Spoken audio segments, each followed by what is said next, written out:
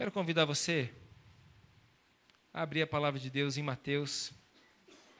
Enquanto a gente estava orando aqui, meus queridos, eu senti no meu coração, assim, Deus nos desafiando como igreja, para a gente levantar um exército nessa cidade. Um exército de intercessores, de pessoas que comecem a orar por essa cidade. E eu aqui até quero deixar esse desafio para você. Eu sei que os líderes de célula já são comprometidos com isso. Algumas outras pessoas também. Mas se você deseja, meu querido, fazer parte desse exército de oração e intercessão pela nossa cidade, se você quer começar a dobrar o seu joelho, às vezes reservando algum momento lá na tua casa mesmo, algum horário do dia que você consegue se reservar, ou à noite, dobrando o seu joelho e orando por alguns motivos, eu quero que você depois dê o seu nome para mim. E nós vamos juntar um exército, ao ponto de ter aqui, 1000 intercessores nessa cidade. Já pensou que benção? 1000 intercessores clamando pela nossa cidade. 1000 intercessores orando pela nossa região aqui. Pensa no mover de Deus. Pensa se os demônios vão aguentar ficar aqui. Não vai, né? Então, meu querido, se você quer ser um intercessor, dê o seu nome para mim, passe o seu nome. Nós vamos orientar você. E você começa a orar na tua casa mesmo. Algum momento específico, criamos uma maneira de trazer informações para você e você se levantar como intercessor. Mateus 16, acharam aí? Versículo 24. Mateus, capítulo 16, versículo 24. Quem achou, diga célula. Ô, bênção. Presta bastante atenção, né? A chuva aí está meio barulhenta. Então disse Jesus a seus discípulos: se alguém quer vir após mim, a si mesmo se negue, tome a sua cruz e siga-me. Portanto, quem quiser salvar sua vida, perdê-la. E quem perder a vida por minha causa, achá-la. Pois que aproveitará o homem se ganhar o mundo inteiro e perder a sua alma? Ou o que dará o homem em troca da sua alma? Amém? Vamos lá para Filipenses.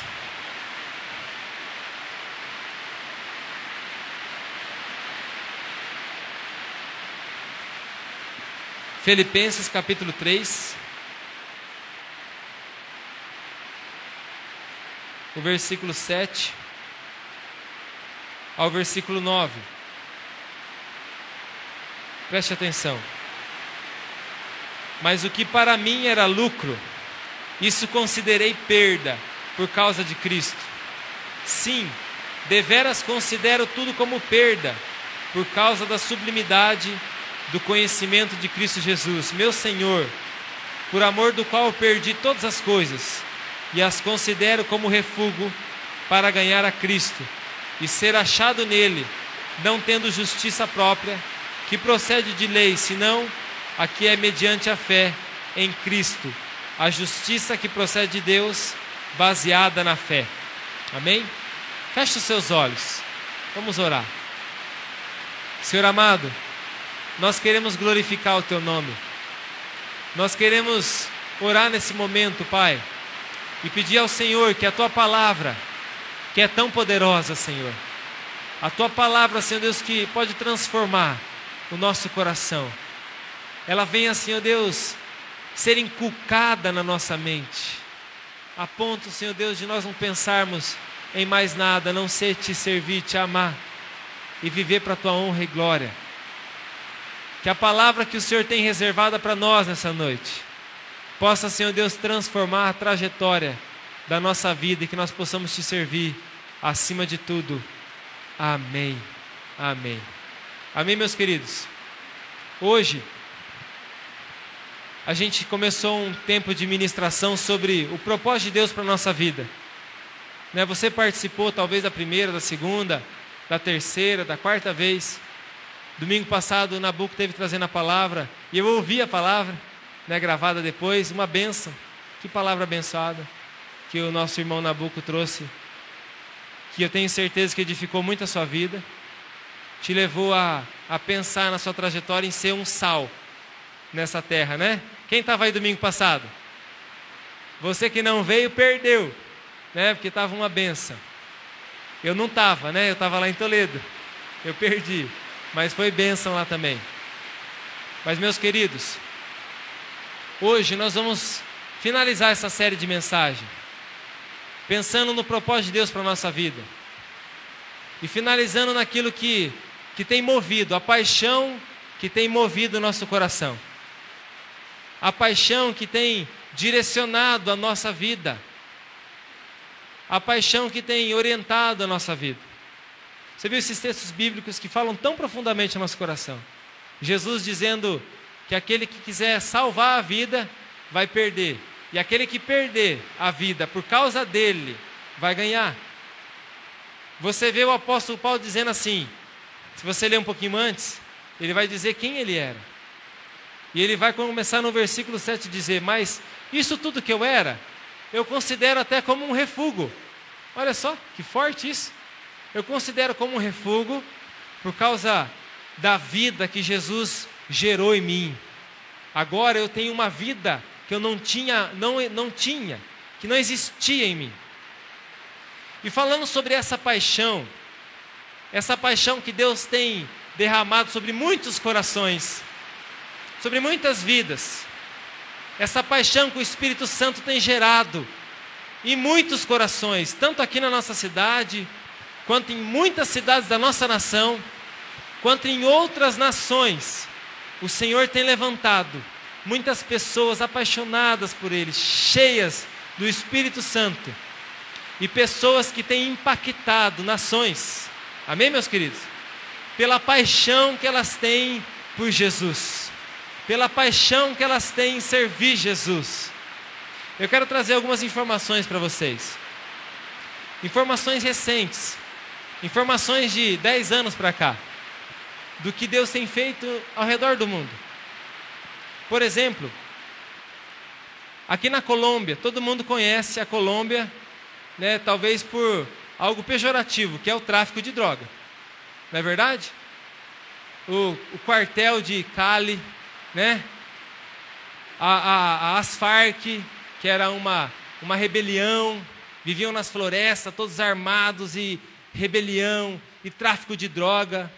Por muito tempo a Colômbia, ela dominou o tráfico de droga mundial. Dali saía muita droga. E Deus escolheu Cali, aquela cidade ali, para começar um avivamento. Cadê o glória a Deus? O Espírito Santo de Deus começou a agir ali naquele lugar. Numa cidade que a minoria era cristã. Minoria. Existia uma cidade que é uma cidade grande, uma metrópole, menos de 6 igrejas cristãs. Imagina uma coisa dessa? Hoje tem mais de 600, em menos de 10 anos. Por muito tempo, e até hoje ainda, né? Uma das maiores igrejas do mundo está na Colômbia. E esse avivamento que começou em Cali, na Colômbia, começou a se espalhar para Bogotá.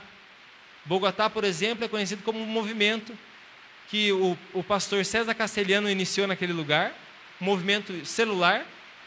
A igreja chegou a ter mais de 30 mil membros. Olha só que transformação. Uma cidades que foram tomadas pelo Evangelho. Tanto que o quartel de Cali acabou, não existe mais. A maioria dessas pessoas morreram, os que eram líderes desse quartel. E tem um deles que hoje ele é um pastor. Olha que mover de Deus. Deus levantou esse homem, ele é pastor na cidade de Cali, para a glória de Deus. Hoje a Colômbia foi transformada, é a segunda potência econômica da América Latina, sabia disso? Um país que estava lá no chinelo, mas que o Evangelho foi transformando, hoje é a segunda potência econômica da América Latina. E aí eu poderia citar o Panamá que tem sido transformado, há um avivamento acontecendo naquela nação também. Igrejas, mega igrejas, cheias do Espírito Santo. Um país próspero, um país que têm experimentado da prosperidade de Deus. A Guatemala é o primeiro país latino-americano com a maioria evangélica. A maioria da nação é evangélica. Mais de 50% da nação é convertida ao Senhor Jesus. Amém? É que está a chuva, por isso que eu não estou escutando o teu glória a Deus, amém, né? Mas eu sei que você está aí, vibrando comigo. O México, meu querido. O México que antes, ainda dominado, né, por tantas coisas também que afastavam as pessoas de Jesus. Deus começou um avivamento naquela nação, transformando alguns estados. Lá tem a província de Yucatán e Chiapas. Talvez você não conheça, eu também não conhecia. Mas a gente recebeu essa informação, que hoje nesses estados, a maioria desses estados está convertida ao Senhor Jesus, rendida aos pés do Senhor. Sabe quem tem feito isso? O Espírito Santo, que tem tocado o coração de um homem, de uma mulher, e essas pessoas têm começado a orar, buscar, interceder, clamar, porque tem uma paixão queimando no coração delas. Vamos lá para a África, na Nigéria. Hoje, a Nigéria tem a maior igreja cristã do mundo, em termos de número de membros. A Nigéria é o país que há 30 anos atrás era predominantemente muçulmana. Existia 2-3% de cristãos na Nigéria. O norte da Nigéria era totalmente muçulmano. Só que hoje, naquela nação, existe a maior igreja cristã do mundo. Tem um movimento que eles fazem lá, essa igreja faz uma vez por ano, que é uma semana de oração. Nessa semana de oração, eles chegam a juntar mais de 1 milhão de pessoas numa única cidade, orando pela Nigéria. Eles têm um templo que tem 3 quilômetros por 1 quilômetro. Você pensou nisso? O templo é assim, 3 quilômetros por 1 quilômetro de extensão. 3.000 metros por 1.000. E eles estão ampliando agora no fundo, que não está cabendo o pessoal. Eles estão ampliando a igreja. Eu não sei se eu já falei isso aqui, mas lá quando tem essa semana de oração, nos momentos que tem o apelo para as pessoas virem receber oração, tem carrinhos de golfe na igreja, para dar tempo do pessoal que está lá no fundo chegar na frente. Porque não dá tempo dele chegar, porque é 3 quilômetros. A pessoa se andar 3 quilômetros para chegar para receber uma oração. Também é o lugar onde tem acontecido as maiores perseguições do evangelho ainda hoje. O Estado Islâmico está ativo lá naquele país. Estão queimando igreja a todo lado. Todo dia tem igrejas que são destruídas. Vem, solta uma bomba, acaba com tudo. Mas, que nem o pastor Elias Dantas, que trouxe essas informações, ele disse o seguinte, que hoje estão queimando igreja porque tem igreja. Antigamente nem tinha para queimar. Antigamente não tinha nem igreja para queimar, hoje tem. E, meus irmãos, em poucos anos, aquele país vai ser tomado pelo Evangelho. A prosperidade de Deus tem derramado naquela nação, devido ao número de pessoas que têm se convertido naquela nação. Pessoas sendo tocadas pelo Espírito Santo. A Argélia, que é mais no norte da África, um país totalmente fechado para o Evangelho, totalmente fechado. Há 60 anos atrás, 1982. 1982, todos os missionários conhecidos, cristãos, que tinham naquela nação, foram colocados para fora pelo país. Todos os estrangeiros que estavam lá com o propósito de pregar a palavra foram jogados para fora da nação, foram devolvidos para suas nações. E não ficou nenhum para contar a história lá. Mas Deus começou a fazer a obra sozinho lá, até levantar alguém daquela nação. Hoje, atualmente, de 1982 até hoje tem mais de 70 mil convertidos naquela nação. Tem igrejas naquela nação com mais de 1.000 membros já. 82 para cá são poucos anos, meus queridos.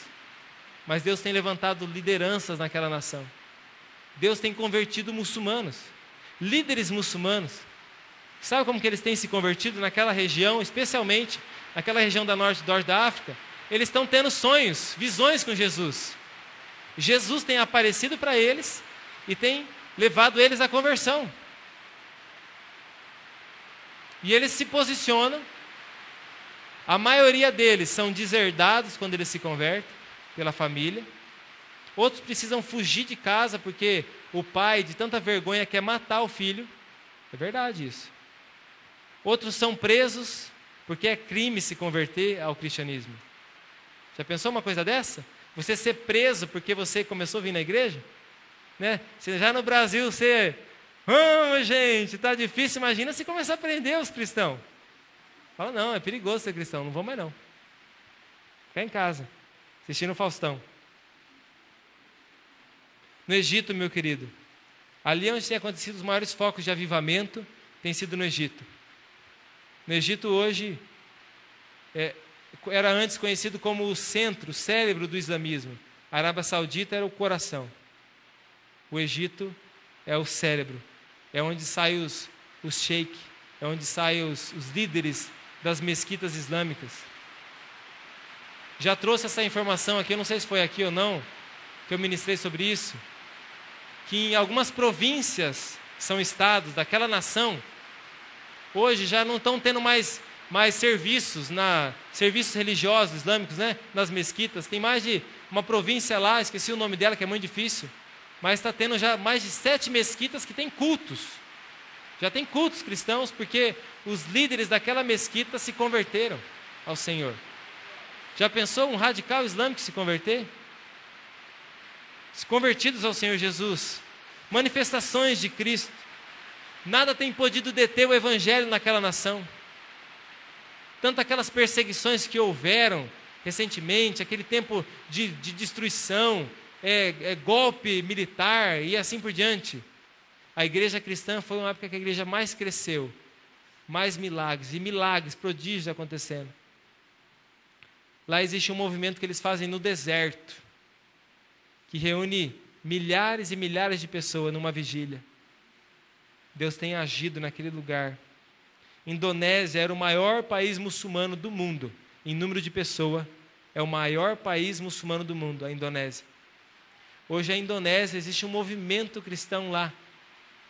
Tanto que os muçulmanos criaram um movimento chamado Save Mary, que é para tentar resgatar os jovens que estão todos se convertendo ao cristianismo. Estão todos se entregando para Jesus. E se a juventude está se entregando, meu irmão, é questão de tempo para aquele país ser um foco de um grande avivamento do Senhor. A China, em 1949, a China ela se tornou comunista. Com o comunismo, aquele país as igrejas foram fechadas, aquelas igrejas permaneceram abertas, eles deram uma cartilha para eles, falando assim, é isso aqui que vocês podem pregar. Só podem pregar isso aqui nessa igreja. Se pregar, e a gente vem checar. Se vocês pregarem alguma coisa sobre salvação, sobre Jesus, sobre mudança de vida, enfim, alguma coisa que é contra o idealismo do comunismo, essa igreja era fechada e o pastor era preso, e os membros também. Mas antes do comunismo tomar conta, antes de 1949, havia mais de 1 milhão de cristãos naquela nação. Você consegue dimensionar isso? Mais de 1 milhão de cristãos naquela nação, já servindo ao Senhor. Muitos missionários. Inclusive tem um missionário muito conhecido chamado Stanley Jones, que ele era um missionário metodista, que ele pregou as palavras nas montanhas, na região montanhosa da China. Os missionários foram mandados embora para os seus países de volta. O comunismo fechou a nação. Aqueles cristãos que eles conseguiram pegar, eles prenderam. E é por isso que muita das mãos de obra lá na China era escravo, porque eram cristãos que trabalhavam nas empresas, presos. Muitos foram mortos por causa do evangelho, pressionados, famílias inteiras destruídas por causa da perseguição a eles. Recentemente, bem recentemente mesmo, quando os Estados Unidos começou a conversar com a China teve que se abrir de novo, né, para o mercado.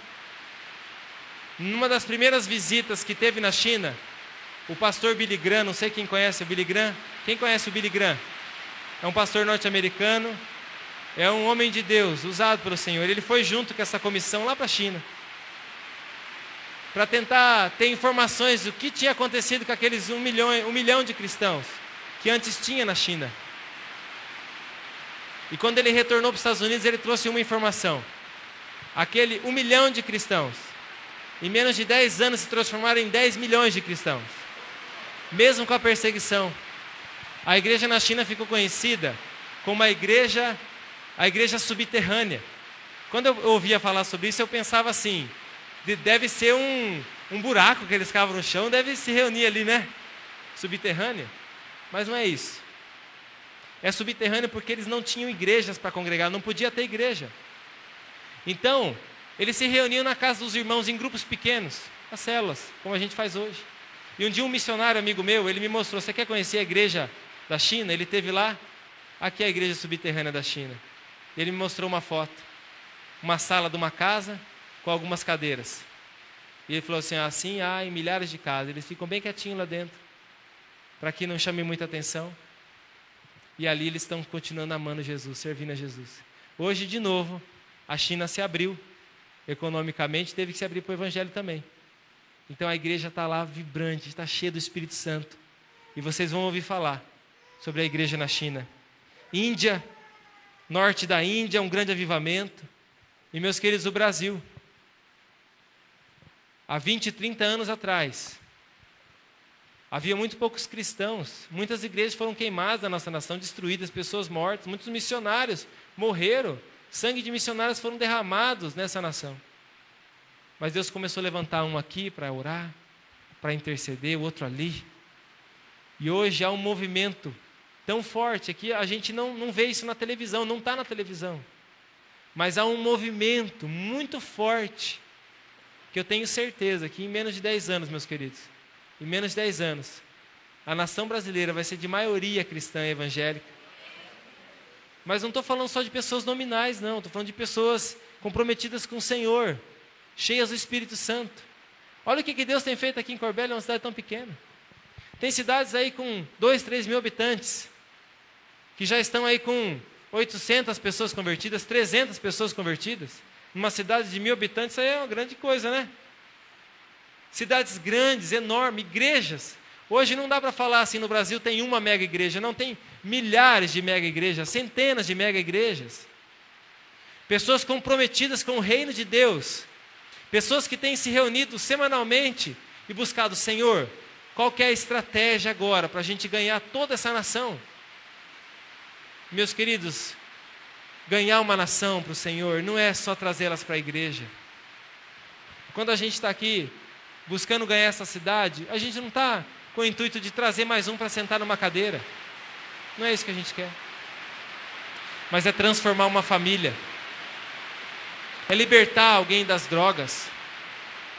É libertar uma pessoa da opressão que Satanás tem gerado na vida dela. Pessoas que têm vivido opressas. Pessoas que têm vivido demoniadas. Corrupção. Olha a destruição que a corrupção tem ocasionado. Meu querido, está crescendo o povo de Deus. E em nome de Jesus, os problemas vão só. A corrupção vai embora. Essa cidade, outras cidades, o povo que tem passado necessidade ainda, que ainda sofre carência, falta de alimento, de roupa, daqui a pouco não vai ter mais isso aí, em nome de Jesus na nossa nação. Porque o povo de Deus está se levantando e nós vamos fazer alguma coisa. E nós estamos fazendo já. Estamos começando pelo mais importante. O mais importante é aqui, passa a mão no seu joelho. É joelhinho no chão. Por isso que eu estou falando, meu irmão, você quer ser um intercessor? Você quer fazer parte disso? Você quer começar a dobrar o seu joelho? Que seja na sua casa. Se você não pode de dia, dobra o seu joelho de madrugada. Meia hora, 15 minutos, 1 hora. Se compromete em buscar o Senhor incessantemente. Hoje há centenas, milhares de igrejas, que hoje estão em oração pela nossa nação, pelas famílias dessa nação, por todos os segmentos da nossa nação, 24 horas por dia. a oração tem sido levada pelo Senhor. 24 horas. Você acha que o que tem acontecido é por acaso? Você acha que o que pessoas têm, esse avivamento que eu dei um panorama para você ao redor do mundo, você acha que isso aí é por acaso? Não é. Você acha que você está aqui, você que é novo aqui na igreja, você acha que você está aqui por acaso? Nós estamos orando pela tua vida, nós estamos clamando, essas pessoas estão orando por você. Existe uma igreja nos Estados Unidos, é uma missão chamada I Hope, chama Casa de Oração, Casa Internacional de Oração. Eles têm oração e intercessão. É uma mega igreja naquela nação. Uma mega igreja. Quando mega igreja tem mais de milhares de pessoas. Hoje eles têm uma sala de oração.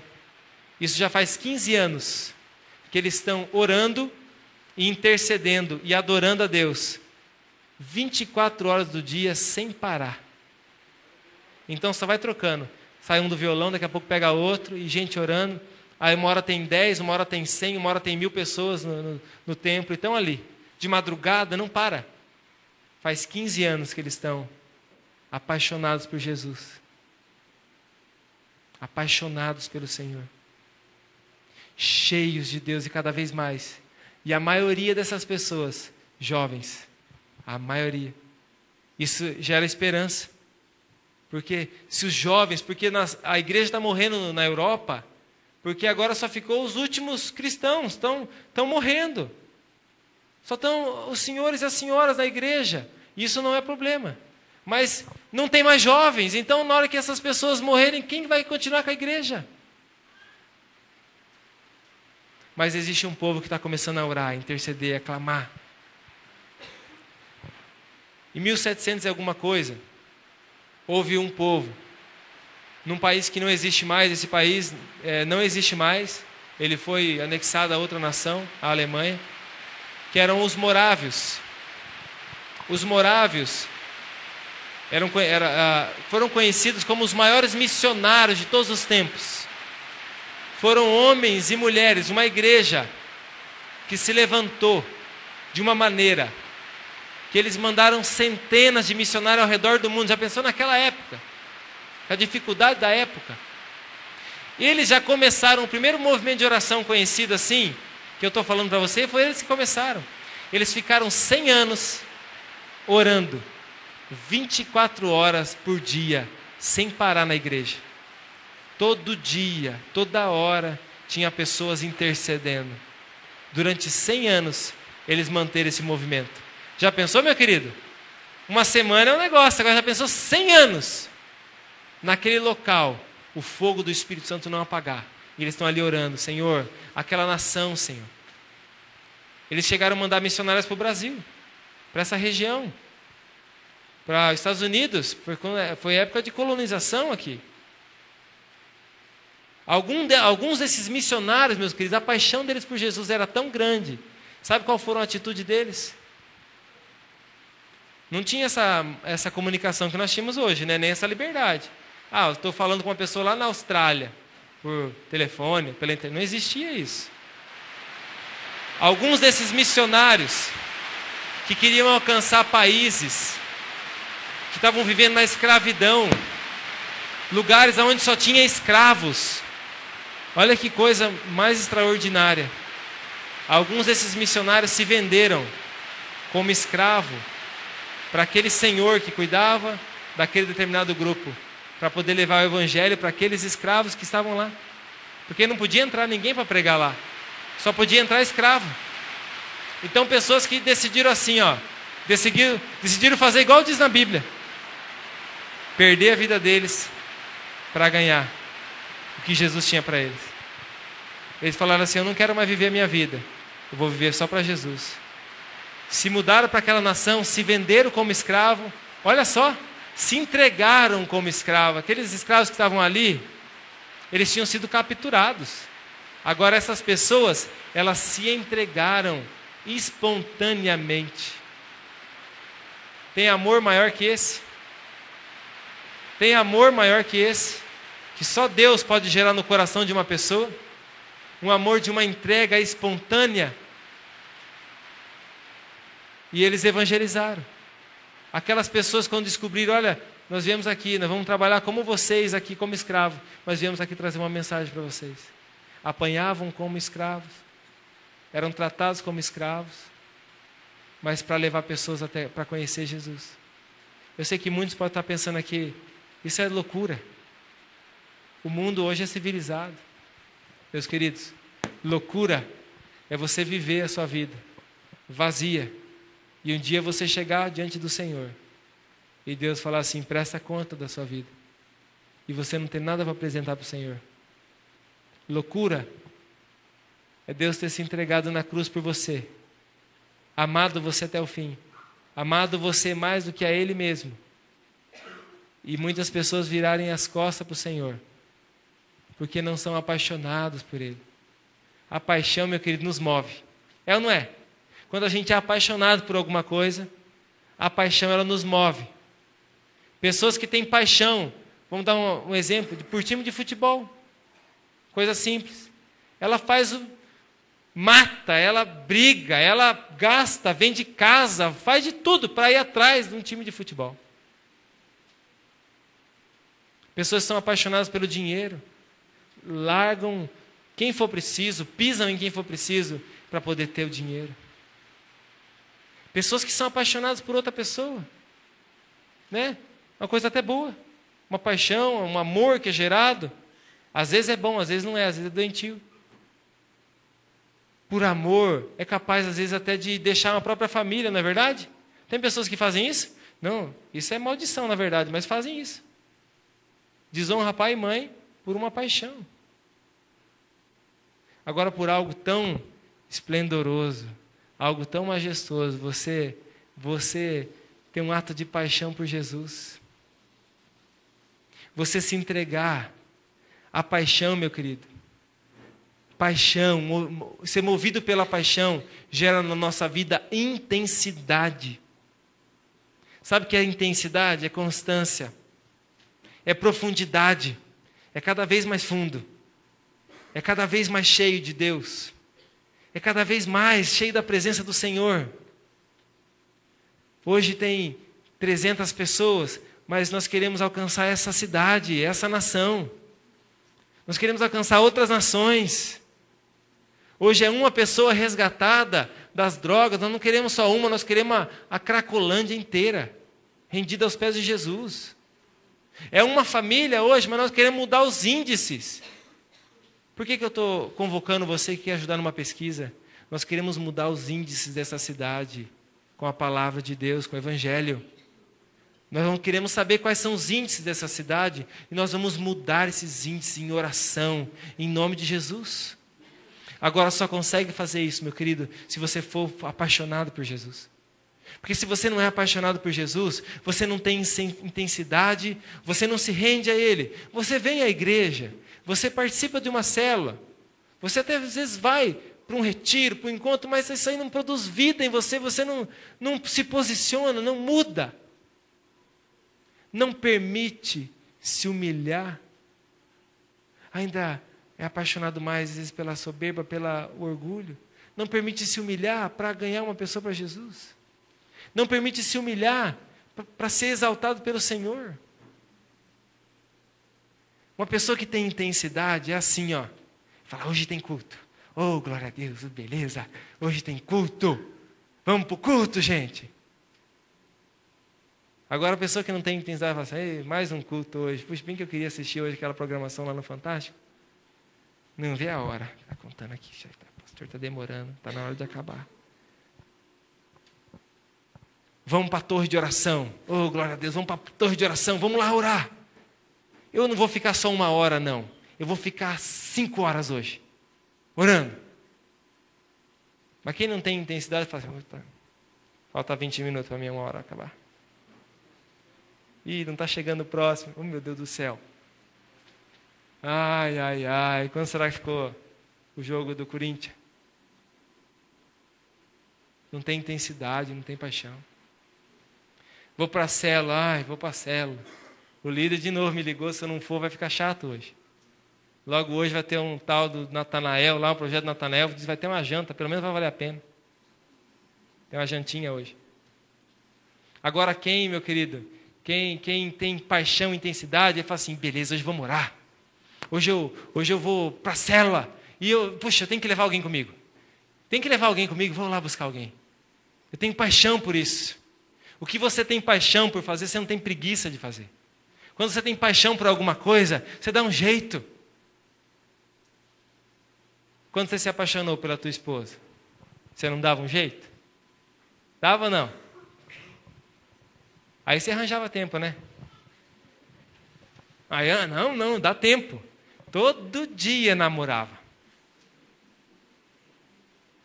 Mas daí quando tem um projeto do Senhor, não, eu vou dedicar, eu sou um esportista, eu vou formar um grupo de esporte aqui para ganhar vidas para o Senhor. Eu sou um profissional de tal área, eu vou me dedicar aqui. Tanto tempo aqui para ensinar pessoas. Eu sou um músico, eu vou ensinar pessoas de graça, mas com o compromisso deles ouvirem pelo menos 10 minutinhos de palavra de Deus. Tem que se converter. Meu querido, você tem um dom, você tem um talento. E você tem que usar ele intencionalmente. Ou seja, a pessoa quer partilhar do seu talento, vai ter que ouvir sobre Jesus. Ela não quer, então eu não vou ensinar. Porque o preço é ouvir sobre Jesus. Se ela vai querer ou não, é outros 500. Mas ela vai ter que ouvir sobre Jesus. Isso é paixão. A paixão é colocar Jesus no centro da nossa vida. Ele comanda tudo. Jesus comanda tudo na sua vida.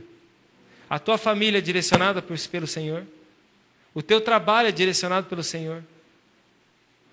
O teu futuro, o que você está sonhando, jovem, está sonhando em ser, é direcionado pelo Senhor. Os projetos seus são direcionados pelo Senhor ou são coisas do seu coração, da tua vontade? O Senhor está procurando pessoas apaixonadas. Meu querido, não é uma religião. Chega de religião. É um movimento de Deus sobre essa nação. É um movimento de Deus. E o movimento de Deus ninguém para. Não tem como deter o movimento de Deus. O mover do Espírito Santo, aonde você estiver, não tem como deter. Pode ter pessoas que te resistam, pode ter pessoas que têm um preconceito contra você, que queiram te impedir, ou talvez falta de recurso, o que seja. Mas Deus é o Deus de toda a provisão e Ele faz o que Ele quiser. Eu quero que você ore comigo. Eu quero que você sonhe comigo. Quero que você sonhe com tantos irmãos que tem aqui hoje nesse lugar, que tem sonhado em ver não só aquela pessoa nossa querida rendida aos pés de Jesus, mas toda essa terra, toda essa cidade, toda essa nação. Eu quero que você se coloque em pé.